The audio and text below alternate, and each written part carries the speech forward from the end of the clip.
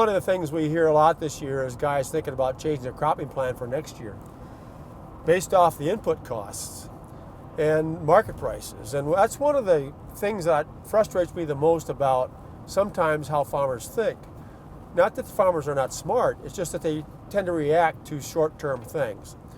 For example, if a guy says to me, which they have this year, I'm going to plant more soybeans next year than I am corn because corn costs more to produce, input costs are up, market prices are down on corn. I'm going to plant more soybeans. Well, we know the result of that every year.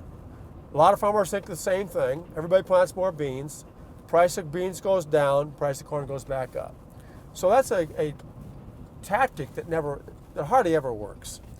So what I ask the farmer then, if he says, you know what, I'm thinking about planting more soybeans next year rather than corn because soybeans are cheaper to produce.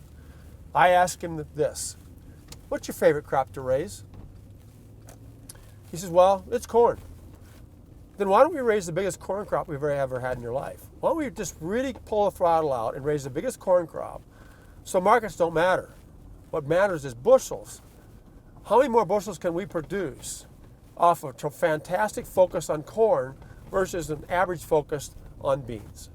So that's what I look for, is how do I help this guy get back on track, how to produce more bushels, how to produce more profit rather than try to save money. That's the important key for these guys to look at. A farmer has 4 levers he can pull that affect his profitability. The biggest lever he can pull that has the most effective profitability is production. The more bushels he produces, the bigger impact it has on profitability and the lower his cost per bushel of produced becomes.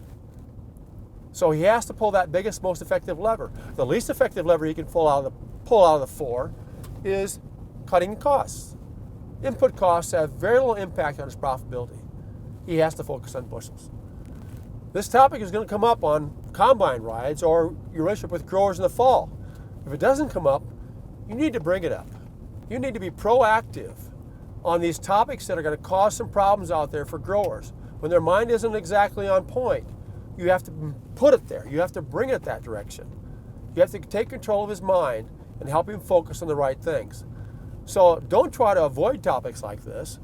You may want to initiate some of these conversations so you can stay in control and take him where he needs to go. And most often, he doesn't know where that is.